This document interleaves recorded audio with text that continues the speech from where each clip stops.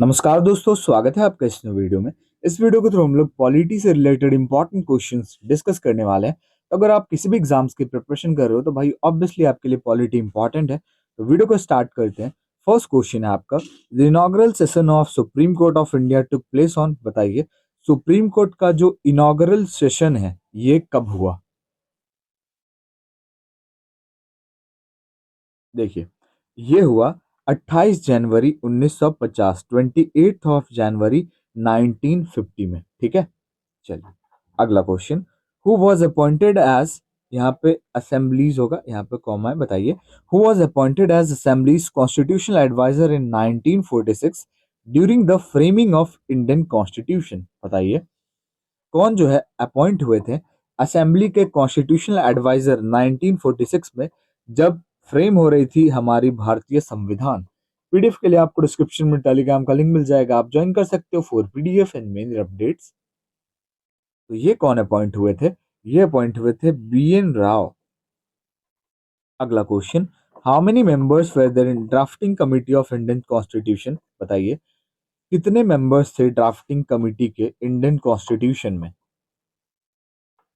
ये सारे मेंबर्स को, जैसे 5 लोग हो या 6 लोग हो या 20 लोग हो, जैसे यहाँ पे 3 लोग हैं तो इन तीनों का कोई तो लीडर होता है ना। तो इसी तरीके से यहाँ पे 7 मेंबर्स थे भाई। ठीक है, 7 मेंबर्स थे जिसको कि किसके द्वारा लेड किया गया, किसके द्वारा लेड किया गया, तो याद रखना है आपको कि बी आर अम्बेडकर द्वारा जो है इनको लेड किया गया। इंपॉर्टेंट है, मतलब इसलिए बता दिया आपको।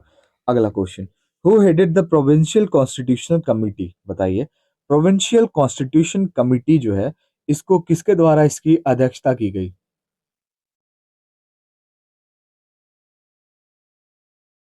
राइट आंसर ऑप्शन है सरदार वल्लभ भाई पटेल। अगला question, when did the constituent assembly adopt the constitution of India. बताइए कॉन्स्टिट्यूएंट असेंबली द्वारा भारत के संविधान को कब अपनाया गया।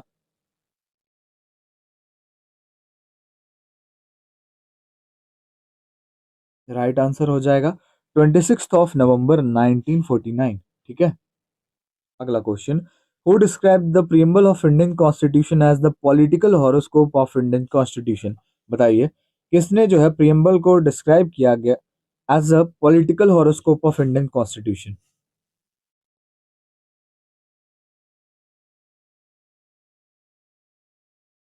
ऑप्शन डी, कन्हैया लाल मानिकलाल मुंशी, जिसको शॉर्ट फॉर्म में के एम मुंशी से जाना जाता है। ठीक है, अगला क्वेश्चन आपका, when was the first constituent assembly election held in India.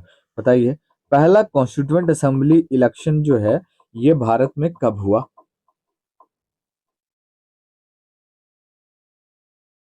Month में आपको बता देता हूँ, इन द मंथ ऑफ अगस्त 1946, अगस्त 1946 में हुआ।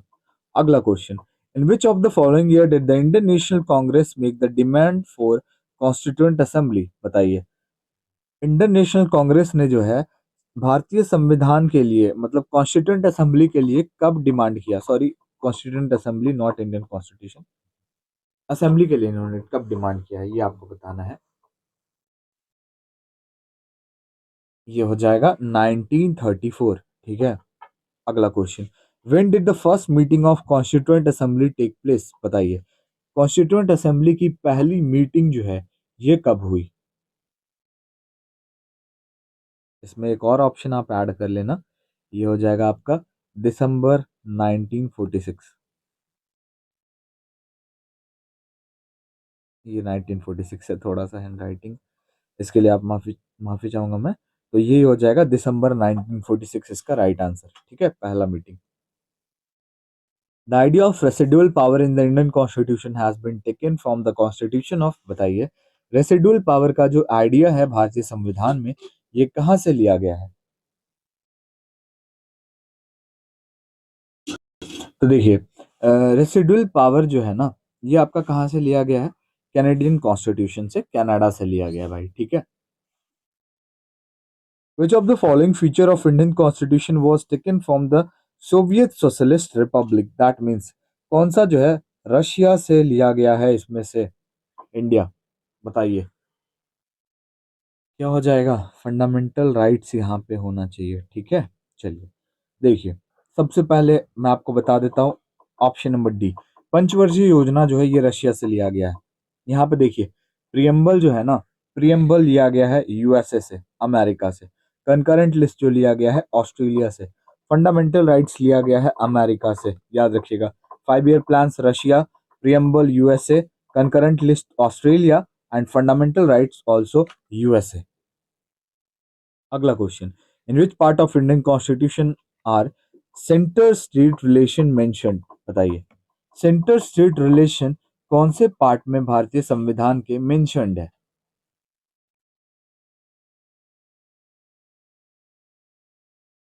ये हो जाएगा आपका पार्ट 11 और article 245 to 255। Okay. Which of the following article promote equal justice and free legal aid for all citizen, बताइए। Equal justice and free legal aid का संबंध कौन सी आर्टिकल से है? Article 39A। ठीक है। अगला question, which article of Indian constitution states about fundamental duties, बताइए। भारत का कौन सा आर्टिकल जो है ये बात करता है फंडामेंटल ड्यूटीज के बारे में?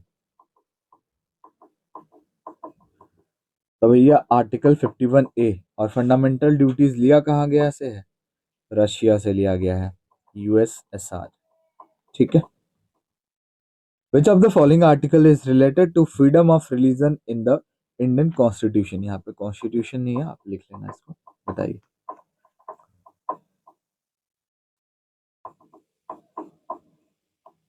Article 25, option A. ठीक है। अगला question, which part was added in Indian constitution by 73rd constitutional act, बताइए। कौन सा पार्ट जो है ये ऐड किया गया है 73वां कॉन्स्टिट्यूशनल एक्ट से, 73वां संशोधन से?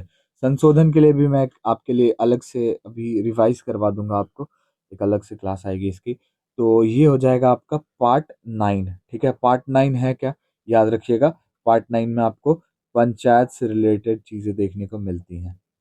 ठीक है भाई। According to which article of Indian constitution the president rule is implemented in state, बताइए। तो देखिए, बताना है आपको क्या हो जाएगा इसका राइट आंसर। कौन से आर्टिकल के थ्रू प्रेसिडेंट रूल इम्प्लीमेंट होती है स्टेट में? जैसे अभी मणिपुर में प्रेसिडेंट रूल है आपकी, तो ये आर्टिकल 356 हो जाएगा। ऑप्शन में नहीं है, मैं आपको लिख देता हूँ article 356। Part 8 of Indian constitution related to, बताइए। पार्ट 8 जो है भारतीय संविधान का, ये किससे संबंधित है भाई? ऑप्शन डी, यूनियन टेरिटरीज, केंद्र शासित प्रदेश। अगला क्वेश्चन आपका, the definition of money bill is given in which article of Indian constitution? Money bill का जो डेफिनेशन है ये कौन से आर्टिकल में दिया गया है? Article 110। Which of the following article of constitution guarantees that right to freedom of religion, बताइए। Right to freedom of religion कौन सा आर्टिकल देता है? आर्टिकल 25 से लेकर 28, फ्रॉम आर्टिकल 25 टू 28। ठीक है। Which of the following article is related to ancillary power of supreme court, बताइए। सुप्रीम कोर्ट के एंसिलरी पावर से कौन सा आर्टिकल संबंधित है निम्नलिखित में से?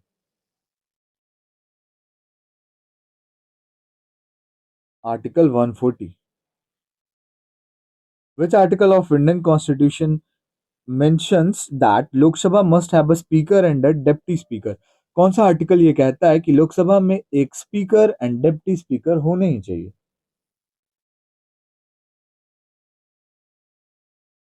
तो ये कौन सा आर्टिकल कहता है? आर्टिकल 93।